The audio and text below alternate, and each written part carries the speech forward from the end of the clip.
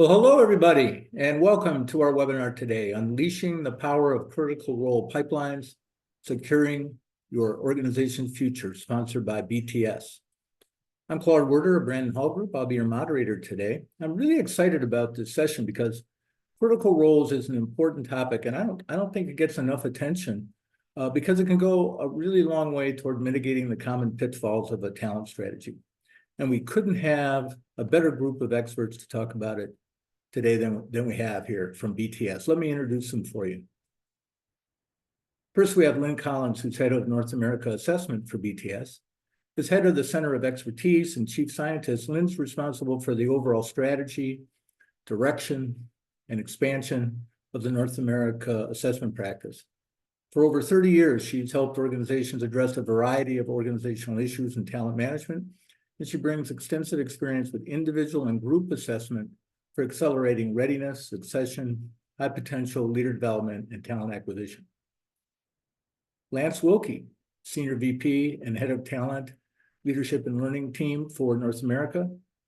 And his responsibilities include managing client relationships and spearheading BTS's quickly growing business, as well as integrating the company's extensive capabilities into solutions that drive great results for clients. He's spent 15 years designing and developing consulting engagements aimed at sharpening strategic execution and leadership development across many disciplines. Josh Shadrick is Senior VP and Partner, Head of BTS North America for the Central Area, and he leads some of BTS's largest global client relationships. He also leads the BTS business team and team across the Central Area, which includes offices in Chicago, Cincinnati, and Houston.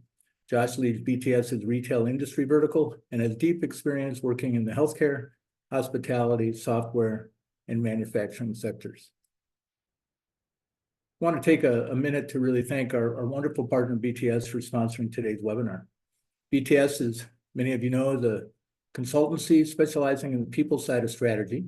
For over 3 decades, they've been designing powerful experiences that have a profound and lasting impact on businesses and their people. The BTS Next Generation approach combines deep business knowledge with transformational development to help your people and your company evolve together and turn strategy into results.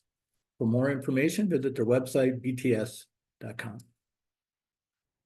For those of you who aren't familiar with Brandon Hall Group, we're a human capital management research and advisory firm that empowers excellence in organizations through our research and tools. We have 6 practice areas, including learning and development, talent management, and leadership development. Quick mention that we currently have several certification programs open for enrollment, including our Certified Talent Management Strategist program. You can learn more at certification.brandonhall.com. Your participation in Brandon Hall Group's research surveys is one of the most crucial components of our insights and thought leadership. We have one survey open now. It's a benchmarking study seeking to understand how corporate L&D organizations are changing their approaches to enterprise learning. Links will be available on the handout, or you can always visit our brandonhall.com website. All survey participants get a full report of the study results, as well as a discount on any of our certification programs. And finally, a few logistics. We really want your participation today. To ask questions, please use the questions panel on your control bar, and we'll leave time at the end for questions. May sneak in a few as we go, depending on how the discussion goes. We are being recorded today, and we'll share a link to the recording and a PDF of the presentation via email within 24 hours. If you'd like to download a copy of today's presentation instantly, the link to do so will be available in the chat shortly. The chat is also open today, and we're going to have a few questions for you to respond in the chat as we go along. We really hope you'll share your thoughts and experiences, your feedback and perspective on what we present today, and on your own experiences will make the webinar more valuable for everybody. So at the very least, we hope you sign on, tell us where you're coming in from today, and we look forward to hearing from you during the course of the presentation. Also, we'll be announcing the winner of our raffle at the end of the roundtable. The winner will receive a $100 Amazon gift card, but you must be present to win, so make sure you stay to the end. So today's agenda, we'll start by discussing what critical roles are, which is not as straightforward as it may seem. Then we'll delve into why critical roles are becoming increasingly important. and we'll spend a good portion of our time together sharing success stories about the positive impact that can come from developing a strong talent pipeline for critical roles. So we'll get started from just a quick slide from Brandon Hall Group's Outlook 2024 study, which shows the top 2 people strategies for 2024. And now both of these involve identifying and developing critical roles. For example, succession planning is the #1 priority. Used to be much lower, but in recent years has moved to the top. But it's difficult for most organizations to have fully baked succession planning for every role. So you must determine some priorities. Same for leadership development, right? Ideally, every leadership role requires training, but some roles are more critical and urgent than others. To put it in a broader context, the World Economic Forum reports that talent constraints are now seen as more strategically limiting to organizational performance than capital, financial constraints. So this underscores the urgency of not just identifying, but continuously reassessing and realigning our understanding of pivotal roles. So what is a critical role? Well, we're going to delve into that, but first we want to get your take on it. And so we have one of 3 poll questions for you. So we're asking you, what is a critical role? Is it roles with the highest potential for short-term cost savings? Or roles that are most visible to external stakeholders? Or roles that require the longest tenure and deepest institutional knowledge?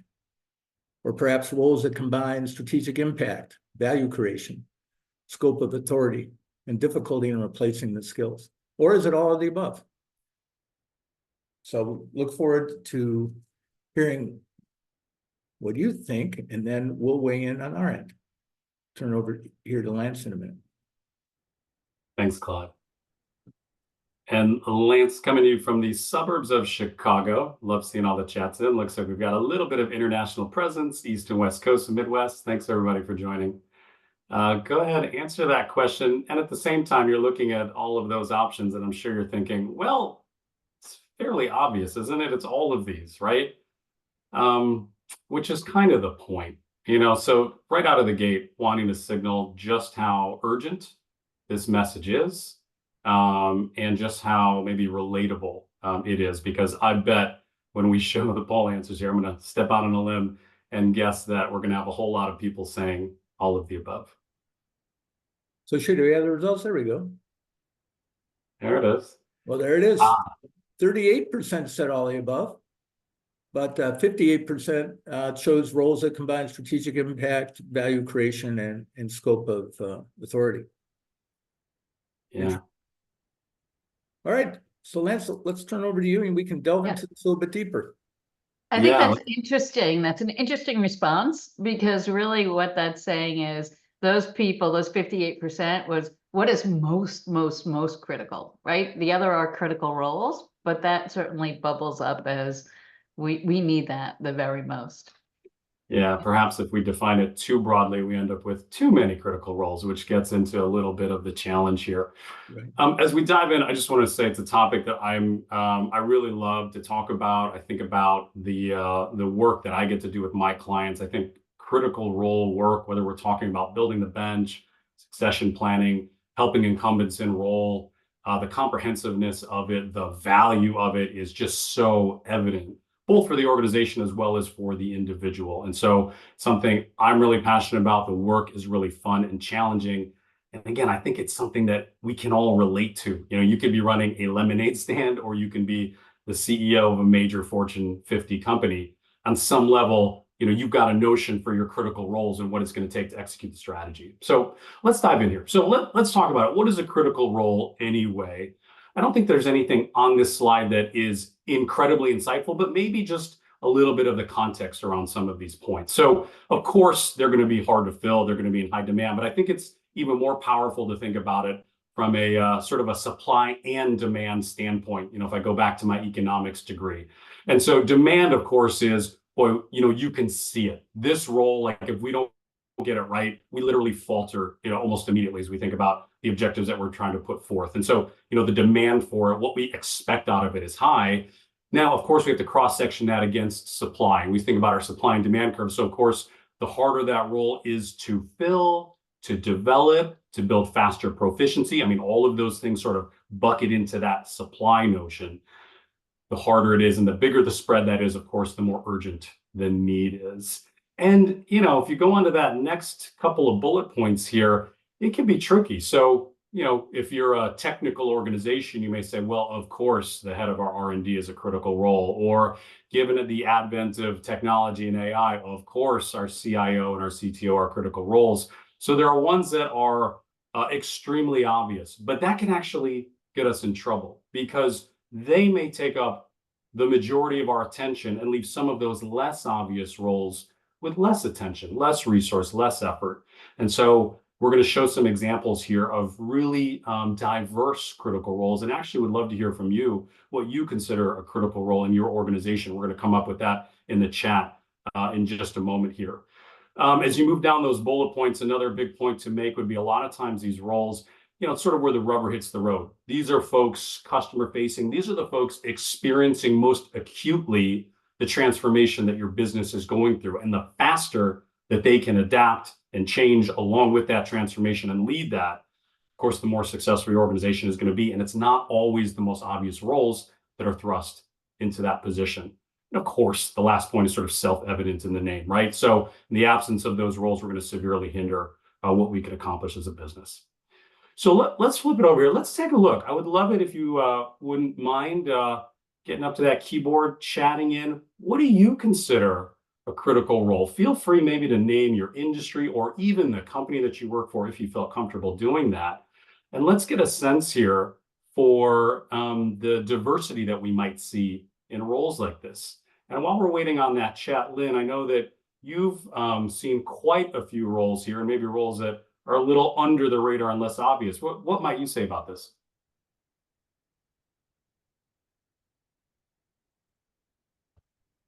I think you're on mute, Lynn.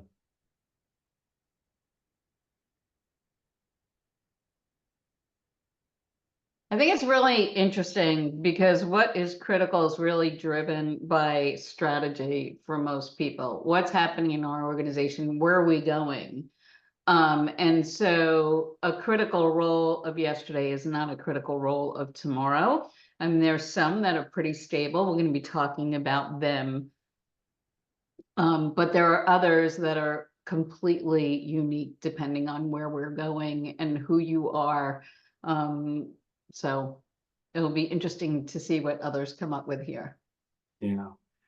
Amanda from TE Connectivity, thanks for adding that, Amanda, saying CTOs, GMs, operational leaders. Love seeing that. A lot of times those commercial roles, they're so obvious, right? That GM, we hear a lot of that because it's just so evident, revenue growth, market share and things like that. But at the same time, the operational side can get overlooked. And it looks like clearly you've got a little bit of a balance between both sides of the house there in identifying it. If we think about some of these roles, we can flip the slide here. We're seeing at BTS, we're seeing quite a bit of attention paid to this topic. And you can see here maybe some of the more and less obvious roles that have been given as examples. Of course, C-suite, right? General manager, we're seeing a whole lot of that. But as you work your way down, depending on the industry, as Lynn was saying, in highly scientific and technical organizations, it can be R&D, but not necessarily the most senior roles. It can be folks like brand managers, product managers in consumer goods companies. In a biopharma company, it might be something like a market access role that is balancing all of these things: regulatory approval, drug affordability, strategy, thinking about things all the way at the beginning in terms of R&D, all the way to the end, commercialization, and of course has a finite time limit and all sorts of rules governing it. Really tricky role. See a lot of solution architects as more and more organizations figuring out more robust and more sophisticated solutions, the ones that can actually architect that, really critical. Manufacturing roles, as we just called out, oftentimes may get overlooked, may not have the same attention in terms of definition of excellence, assessing for that, figuring out succession candidates, speeding up the capability of the bench. And so there's all sorts of ways to think about this. Jose, appreciate you calling out from a telco perspective, cloud engineers. So fusing telco and IT, when you think about where the telecom industry has been from providing us, wired services 20 years ago to the plethora of things that they offer now. I mean, it is quite extreme. And so you see the transformation of industries happening. And of course, that is reflected in the critical roles that are necessary to actually execute those strategies. Appreciate you all chatting that in. So, okay, so let's evolve this then. So we're starting to think about really robustly critical roles. Going to ask you a question here, which will be followed up with a poll. And it's this. And so your top three, however you define them, critical roles suddenly become vacant. So after the freak out, how long would it take our organization to recover? Could we maintain our competitive edge, keep projects on track, continue to innovate at the same pace? So let's go ahead and Claude, I think we're going on to the next poll question related to this. Sure, let's go ahead. So our next poll question is, how would you rate your organization's current focus on identifying and developing critical roles? So where do you think you are now? Do you think it's a high priority and you have well-established processes, more of a moderate priority with some processes in place, low priority, just getting started, or really not a current focus and priority at all? So it's always good for us to get a sense of where you are now, for us to kind of tailor some of our comments. So it's great to see where everybody is. And Shay, our producer, will show results as soon as we have some critical mass here. And here they come. So this is great to see. 63% say it's a moderate priority with some processes in place. So that's based on research we've done over the years, that's pretty good. So we've got a good group here that are really trying to focus. We wouldn't expect much more than small percentage for this to be really fully well established, but it's great to see that, very few are not focusing on it all, but hopefully this will help you get started. So we'll go ahead and move on to the next thing. Yeah, and I think that matches up with our experience. I think that this is a topic that is certainly, when you think about organizations and their talent strategy and the efforts being made, I think is garnering more and more attention. I know that we're hearing it more and more of late across a lot of different industries, but there are very few that feel like they're where they want to be. And so it stands to reason that we're continuing to progress this and learn, which is where we're going to spend the rest of our time here together. We'd love to dive in and share some of what we've had the opportunity to experience with our clients, some our efforts, some their effort, at all times in partnership, and hopefully take away some uncommon insights that we can bring back to our roles. So thinking about what brings us here together, if we zoom out, you heard me say this earlier, I mean, business transformation is happening faster than it ever has. So if we're going to truly enable that business strategy, we've got to be able to advance our critical role strategy. And advancing that critical role strategy is not just about assessing for the right people and developing against it. It's also about connecting the dots across all the activities. So Claude, if we can hit the next couple of clicks here. There's some obvious things that you can do, and then there's some not so obvious things that you can do as we think about extending the activity to other adjacent activities in your talent lifecycle, so many of which we will cover here. Okay, so first things first, Lynn and our assessment practice have done quite a bit of research on this topic. So when we're identifying the critical roles that matter to our company's success, there may be a few things that you want to consider to find both the obvious and hidden critical roles. Of course, one is a strategy alignment leader. So, things like BU heads, GMs, P&L leaders, where, they're really setting the tone. We really need to see cascaded strategy alignment, the folks that are in a position to do that and take that out to at scale to their very large teams. Tends to be one that we think about. Another one we might think about is interdisciplinary connectors. And so thinking about integration, maybe you're moving more towards software as a service, right? Maybe moving more towards digital solutions, as we've seen some people type into the chat here. And you think about folks that actually understand multiple disciplines and think about things from the customer's point of view, that customer back thinking, where things are really well integrated becomes vital. That's a real big one. Knowledge repositories, of course. And so as you think about it getting more competitive, as you think about your turnover increasing, how are we capturing that expertise and actually conveying that to other people? Change catalyst is a huge one. So our research tells us that the most effective leaders today are change leaders as part of the repertoire that they bring to the table. And so, how do we actually find that, embed it, develop it, and actually, identify that as critical to the organization? And then, of course, risk has never been more diverse. And you can just look through the last few years, all the different types of risks that our organizations maybe were not prepared for, right? And are not going to be prepared for as we think about the future. And so figuring out folks that are in a place that can actually look ahead and sort of risk storm where the organization is heading and head off and mitigate some of that risk. So some different things to consider as we actually identify those critical roles. With that, wanted to ask you again, trying to make this pretty real. We're going to do one more poll question before we get to some of the examples here. And so it's this: what's the biggest challenge your organization faces in attracting and retaining top talent for those critical roles, of which we just laid out maybe some of the criteria that you might use? I'll give you a moment here to answer that poll. And Josh, Lynn, feel free to invite you to maybe comment on anything we're talking about here. Yeah, I can jump in, Lance, and I really appreciate the focus on the amount of change that's happening in the world, right? And we talk often about how critical roles and the critical roles that have been identified will shift over time.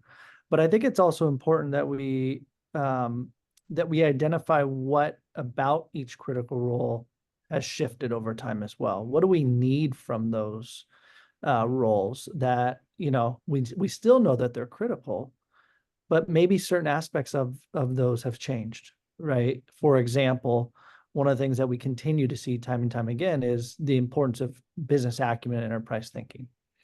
And even in roles where that may have not been as pertinent before. And so I think that's certainly something that that I'm seeing a lot with my clients, and something that continues to be, come to the surface more often than not now. Yeah, let's see if we have results on this one. And here it comes. Yeah, so not surprisingly, about 40%, just under 40% say all these things are challenges. And I think that kind of goes toward kind of the enormity of the problem and the complexity of the problem. So we'll try to, I think in these upcoming case studies, try to touch on all these things to give you some insight. Sounds good. And we're going to do that through 3 stories. And so Josh, Lynn, and myself are really, frankly, like to be on the front line, getting our hands dirty, working with clients. And so you're going to hear some firsthand examples. I'll start. This example comes from an operations, quality, manufacturing, supply chain organization. Again, one where it's not always as obvious, what's critical, career pathing, leveling. There's a lot of deferential treatment when you look at functions like this for things like tenure and expertise, for example. And so this example I want to dive into, we can flip over to the next slide here, Claude. Here's the current state for the organization. It's an operational organization where they're suffering low engagement in a few different ways, but one of the key drivers is career progression. So what they found was that deep role expertise wasn't always acknowledged or rewarded or recognized in those career paths. And in fact, career paths really didn't exist, because when you think about career advancement, first of all, there was very few roles that people could get into, and they were tenure-based. So, there was a lot of bias for people that simply had been there the longest, and no way to measure demonstration or differentiation of skill, of behaviors. And so just not a good baseline set there. It's a large organization. So also what complicates this is that you've got really small sites and really large sites. And so as you're trying to sort of equalize that and establish that baseline, how do you do that? Like, what is consistent from one site to the next across the entire network? So what could actually be usable across the entire network? And so what we were challenged with heading into this is how can we create something that makes sense for our entire operational group? It's competency-based, data-based, future forward, and actually helps us to set a baseline for a lot of the activities that we want to start incorporating into our talent lifecycle. And so thinking about that as the initial challenge, let's talk a little bit about what this organization was able to do. Let's start with the process that we went through with them.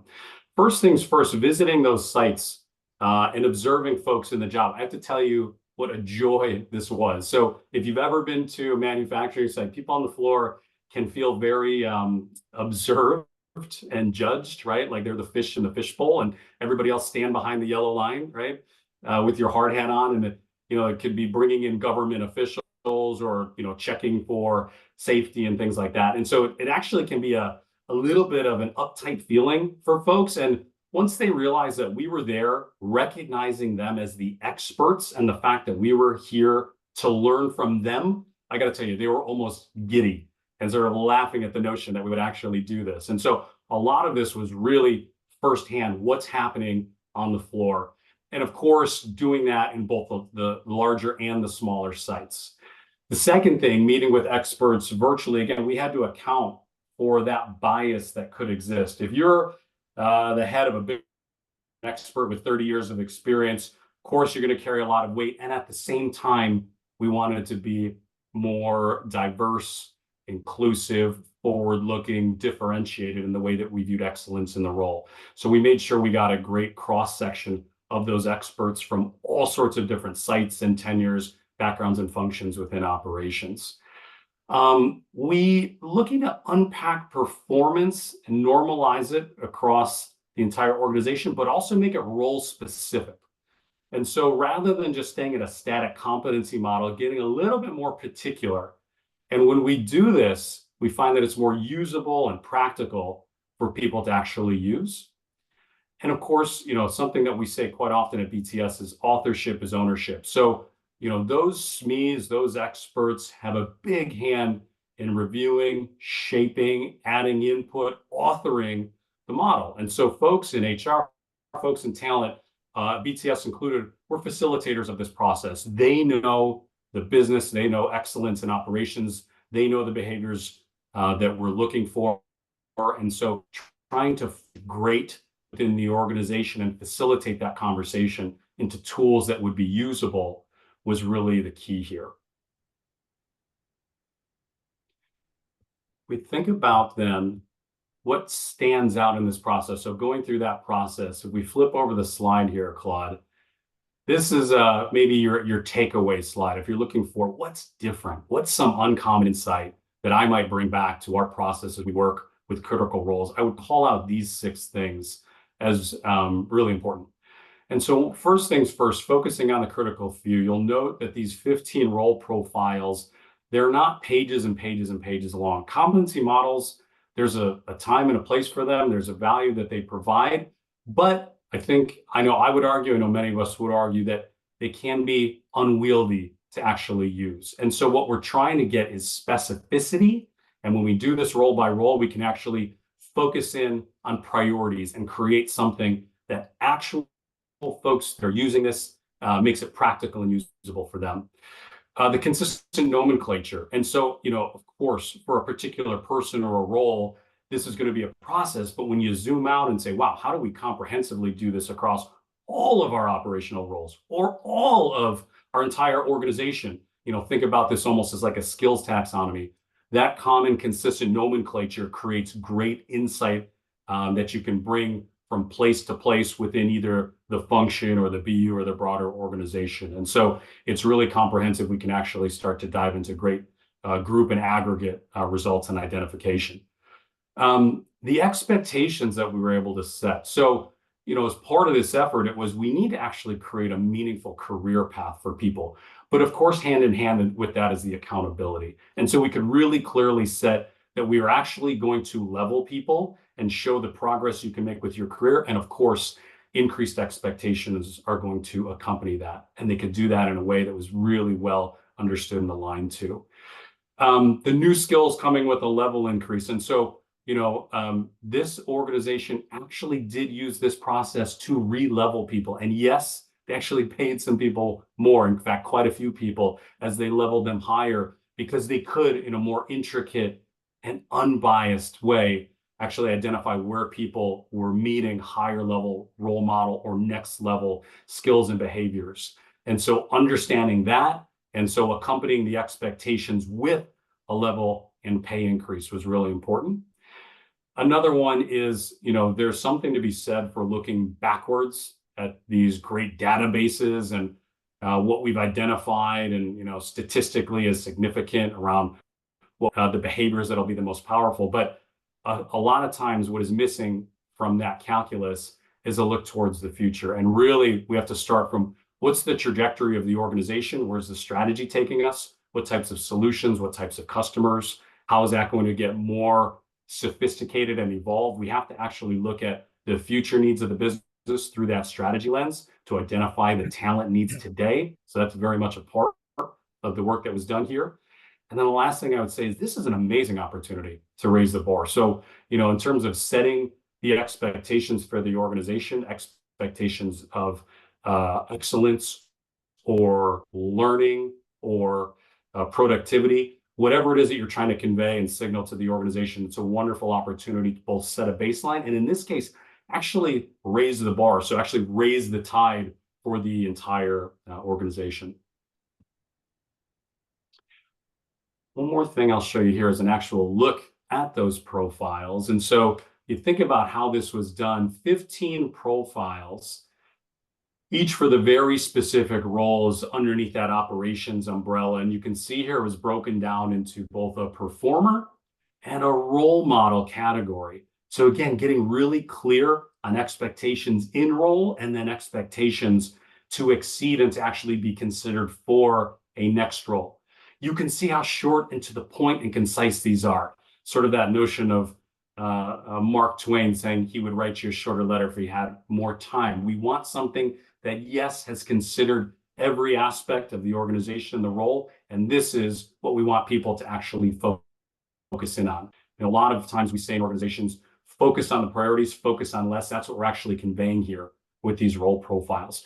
They're broken out into a common format in terms of managing self, managing with others / teams, but also the technical, the role-specific tasks. So we're not staying at just a leadership and behavioral soft skill level here. We're actually getting into the intricacies. Again, we can get into specificity role by role around what it requires.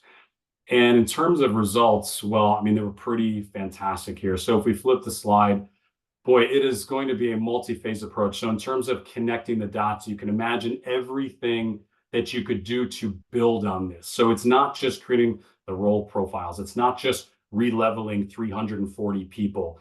It is creating career paths. It is addressing some of the biggest needs of the organization. Next steps, how do you embed this in performance management? How do you embed this in talent reviews? Bringing this into interview guides, manager guides, onboarding guides. There's so much that this touches, and making sure that we're thinking about this really comprehensively for a really true, broad-based, scalable, comprehensive critical role strategy.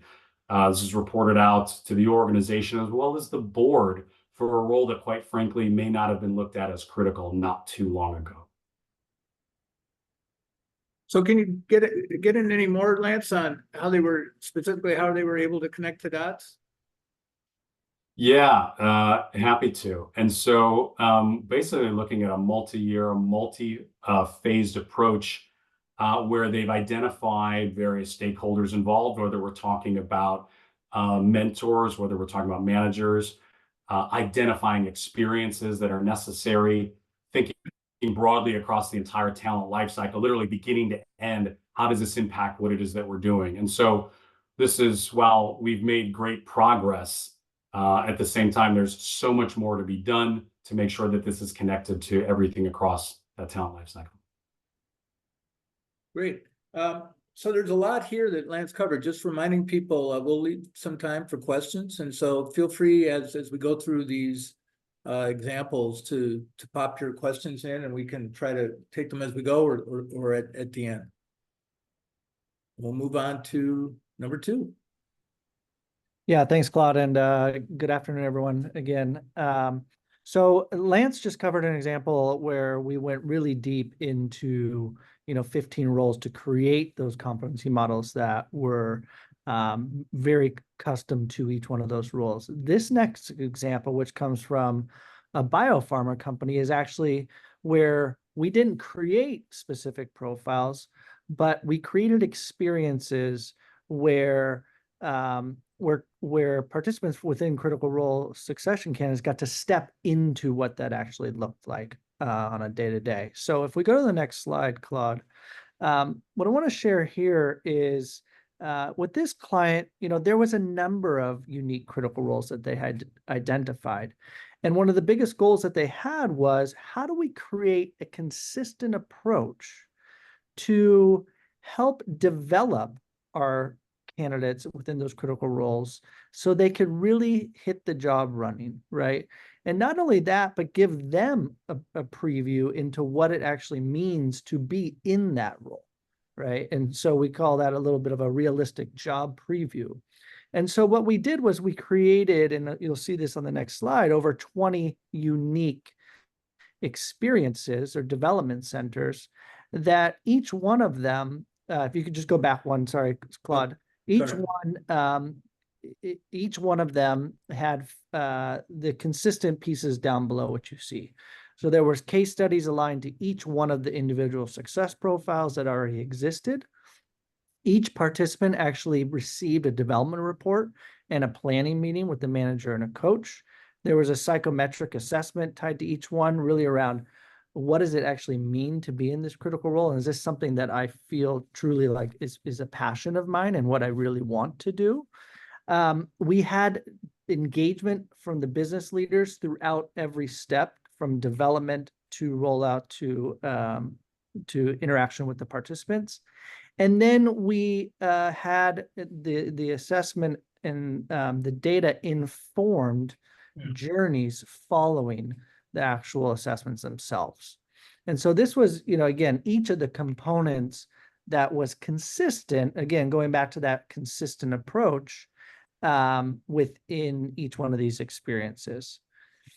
So I'm wondering, I get this a lot when we talk to people, is how do you ensure that organizations don't do too much here, that participants don't feel over-assessed, so to speak? Yeah, Claude, it's a great question, because oftentimes we'll hear, clients go, we've overassessed, or we can't use that word, right? It's a bad word Right. here in our culture. So I think there's a few things that are true here.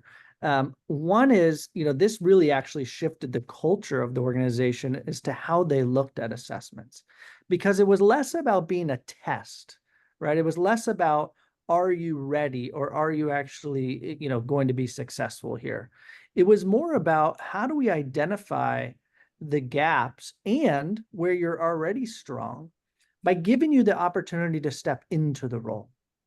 So, it was less about, again, testing or assessing, with a bad connotation, and more about, wow, I'm actually getting an opportunity to try this on. So that was a big shift that actually took place as a result of the experience itself, as well as the output, which we'll share here a little bit as well, from the experiences themselves. So completely shifted the perception of what it means to be, have gone through a development center or an assessment, if you will. So Claude, if you can go to the next slide. Yep. This is a little bit of a overview of kind of what it looks like, right? So 2019, if we all remember those days, we had started with 5 development centers, and they were in person. And you can see the number of participants that have gone through those each and every year. In 2020, as we all know, the world changed quite a bit. And with that, we actually went virtual, right? And so we were able to shift the development centers to being virtual in nature, which changed really nothing in terms of the participant experience or the fidelity of the experience or the outcomes. We were also able to go global with that, and we increased the number of development centers that we were able to co-create. What you see on the right-hand side was the entire list of those that we developed over time. some of the things that are really unique here is because there are, over 21, each one of these, while there are specific things that are very similar, those components that we talked about, it is still very custom to the role in which the development center is, focused on. So a country president is obviously going to be different than a medical director.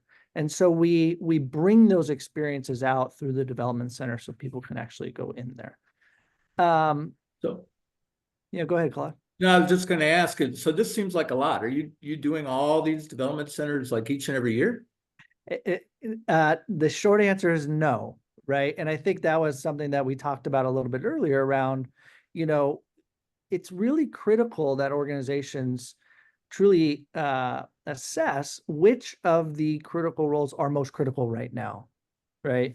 And so what we've done with this with this client is we've actually gone to bringing out fewer development centers, and we don't do each one of them each and every year. It's really around what does the bench look like, what are the needs of the business, what is the market asking for, how have things shifted within our customers. All of those things are looked at every year for us to really think about, okay, well, which of these development centers should we be leveraging? And which ones do we not even have that exist, that doesn't exist, that we need to develop moving forward? Great. Should we move on? Yes, please. So, there's a ton of data that comes out of this, right? And I just wanted to highlight a little bit of that here. So each one of the participants actually gets their own individual report. And this brings together all of the different experiences as part of the development center. Within that, the managers also get a glimpse into how are each one of my critical role participants doing? Where can I support their development so they're successful when they get into that role? And then the last thing is we have aggregate results that really at the organizational level have been leveraged to help bridge that gap and help develop some of those critical capabilities that we've seen across the various critical roles. So not only are we able to go deep into each critical role, but we're also able to look at it in aggregate to say, okay, what do all of our senior leaders need in this specific area? Or what do all of the various commercial leaders need that that is not unique, but is something that we need to hone in on? Claude, the last thing I wanted to share is just something that we're very proud of course, which is the impact, right? So it's not all for naught. So we're seeing a tremendous amount of impact, both on, folks that have gone through the development center's ability to continue to grow in their own careers by being promoted. You see that's over 40%. There's less attrition for those who have gone through the development centers, and we're increasing the amount of diversity that we're seeing go through this. On the right-hand side, you can see, how are managers seeing the participants, right, in their own growth and impact that they're making within the business. And then, of course, I mentioned the aggregate results and the themes that have come out. Earlier, I mentioned the importance of business acumen and enterprise thinking. That was something that came out. That was actually a focus area across each of the development centers that we continue to hone on today, as well as some of the other areas that we're seeing now become strengths. But still, of course, there are those areas that we want to continue to develop. So, with that, we're going to move from the development centers to really thinking about how do we put it all together and how do we develop those critical roles. And so I'm going to pass it to Lynn. Yeah, but before you do, just we're getting some good questions coming in, and I think we're going to have time to handle them at the end. So just stay tuned there, and we'll tackle some of this stuff. Yeah, thank you for all the questions here. Yeah, love them, and I'll make sure we have enough time. Hopefully, not go too fast, but fast enough so we'll have plenty to explore your questions. So I'm going to be speaking about a contract manufacturing organization who engaged in a transformative leadership development program. And what you'll see, this will build on the stories that you already heard, where we looked at key profiles, key competencies, did assessments, and this kind of pulls it, the red thread all the way through, where you'll see a true connection between that talent management and learning and development. We at BTS have been doing a lot of work around GMs. There's a lot of pain around the world in our GM population, not having enough successors, not having the bench populations today, having different expectations of their life and work-life balance, etc., and trying to find the right people for the right role. And I know earlier when we asked about critical roles, that was one that came up, and certainly something a lot of people are paying attention to. And I just lost my slide. There you are. So if we look at this program, we had 3 foundational goals. One is to equip GMs with the skills necessary for future success, right? So we had to identify, what does future success look like? And in this particular case, there was a rapidly evolving landscape that we had to consider. 2, one of the goals was to acknowledge the importance of nurturing leadership and to demonstrate commitment to this important group, right? We need retention. We want to show them we're committed to them. We're there with them. We will help them towards excellence and prepare them not only for that GM role, but for that next level VP role. And the 3rd foundational goal was networking and competitive awareness. A lot of times we find that GMs are not as aware of the competitive environment, and they have to, that learning about it helps them be more successful. And also it tends to be one of the most lonely positions, right? And so sharing insights, learning from each other becomes super important. So we wanted to create the space to do that. So together with the client, we identified several critical outcomes, right? Elevate and adapt the competencies, enhance mastery of process to improve efficiency and effectiveness, develop the best leaders for major sites, which kind of tied into high potential GMs receiving the support to unlock their potential and be ready for the next level position, and to respond to both current needs and future needs. So if we move on, some of the pieces of the development framework will sound familiar. So one thing I want to point out is the original client asked was, can you help us develop a profile and give us some off-the-shelf assessments?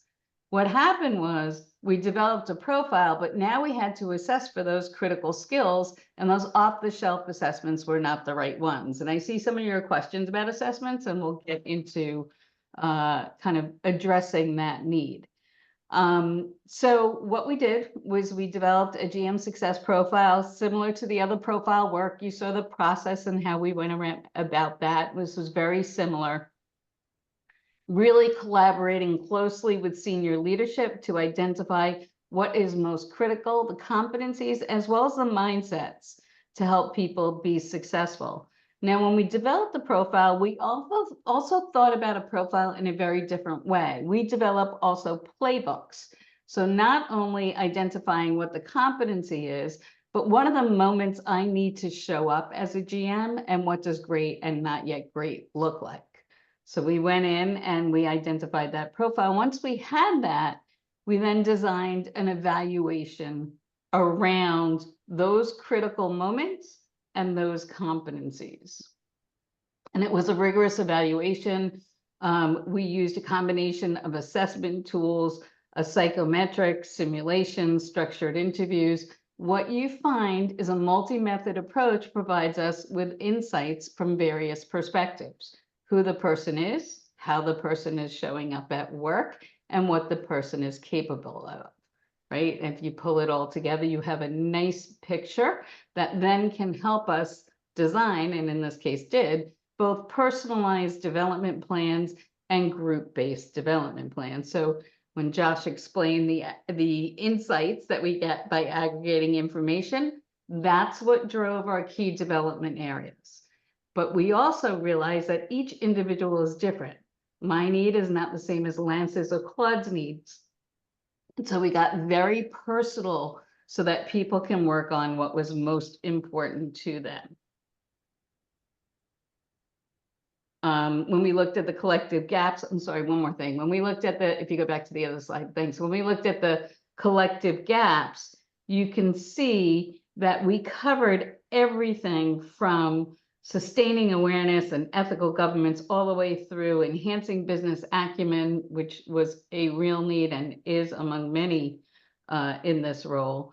Things like managing profit and loss, all the way to things like work-life balance.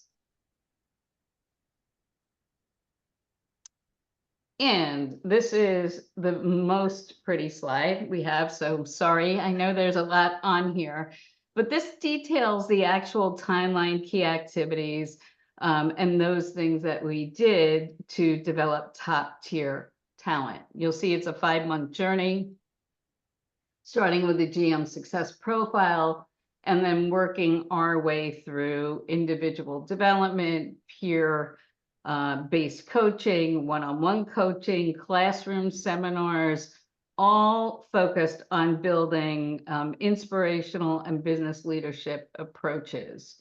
I think one of the unusual things was, as we walked into this, we knew that the GM position was a lonely job. So not only were we skill building, the special attention that we paid to what we refer to as white space where people can connect and learn from each other, was also just as valuable. So I would say pay attention to that. And when we think about many of the outcomes we achieved improved leadership skills. They have a broader toolkit to respond to complex situations, increase communication and collaboration, development of a network, and most importantly, the client is so excited because over 65% of internal candidates have successfully advanced into GM roles and are operating with much success. So I think I'll stop there to make sure we have time for questions. Yeah, great. I had a couple, but I want to save enough time for the attendees' questions. Real quick, Shay, if you could tell us the winner of our raffle, which is for a $100 Amazon gift card, and then we'll move on to questions. Yes, absolutely. Thanks, Claude. So before we wrap up and head into our Q&A, I would like to announce the lucky winner of our raffle. Congratulations to Jenny Petro on winning today's prize, a $100 Amazon gift card. We will send you an e-card shortly to celebrate your win. Congrats. Great, congrats, thanks.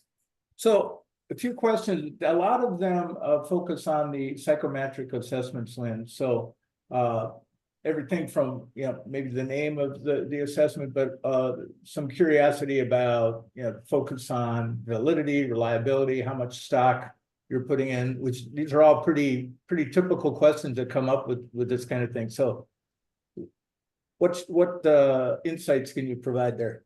What words of wisdom on assessments? Well, look, assessments must be driven by those competency maps we spoke about, right? So you have to really think about what are the competencies required for success and what's the best way to measure them. We do have a point of view that using simulations as the basis for assessment is very powerful, right? Because we get to see people behave in role. So if you're about to become, I'll use a GM example, you get to spend a day in the life as a GM and experience those challenges and see how you show up. One of the things we say is we catch people in the act of being themselves, because you get so engaged in this experience, you don't realize you're being assessed. Now, that alone is not enough, right? So if we start adding to that, for example, a personality assessment, we get to understand your natural tendencies, and then we get to accumulate that information with the behavioral simulation. Same thing, you could add on a 360. I could know how you're performing at work. I could see that you perform at work one way, maybe in a simulation a different way. Perhaps the simulation is telling us you have the potential for something, or there's something nuanced about how you're showing up at work that's different in the simulation, etc. Right? So a lot of times it will be a simulation, a psychometric, and a 360. And many times there's a career interview, because one of the things is we need to know what you're after, who you are, where you're showing up in this world, and what are you driving for? What are your aspirations and inspirations? Yeah, I'm a big fan of assessments, but we get a lot of skepticism about it, and I know you agree with this, Lynn. It shouldn't be avoided because it's a tool. It's not everything, right? But it's a tool, and you don't want to take a tool out of your toolkit. Yes, it's a piece of information. And actually, there was a study, it was 2021, I believe, where it was identified that as most people used to be fearful of assessments, that we're seeing a new generation of folks who really want that insight and feedback. So probably have time for one more question, and Jose asked a good one. He talked about the key being alignment with the business direction and individuals and the manager and leader. So really the question is about how do you get the client to really align with everything, and have everything in alignment between what that particular program is doing and the overall business objectives of the client. That's the key to everything, right? Mhm. It sure Absolutely. is. Yeah, maybe I can jump in, Lynn and Lance. So Jose, couldn't agree with you more. And I think, that's a big, that's kind of a pillar that we base everything off of at BTS, regardless of what type of solutions we're building is, it has to be in the context of the business. It has to be in the context of the strategy, the culture of the organization. And so that's where we start, right? And we oftentimes will talk with those senior leaders, the business leaders, to really ensure that we understand where the business is going. So then we can tie everything back to that. The other way that we ensure that we're hitting the mark and capturing, the kind of future state, and Lance talked a little bit about this earlier, is authorship is ownership, is we invite those business leaders or those folks that are currently in the role to help us develop the experiences themselves. And so now we're getting a realistic preview as to, well, what does it really mean to be that GM or the medical director? What are the challenges that they're faced with? What are the opportunities that they have to become an even better business partner? And so that becomes part of our development experience as well. So it's really, again, grounded in the business, grounded in the culture, grounded in the strategy, and then co-created to ensure that there's alignment within the organization and there's relevancy for those that are going to go through the role or through the experiences as well. Anybody have anything to add or final comments? We got about 1 minute.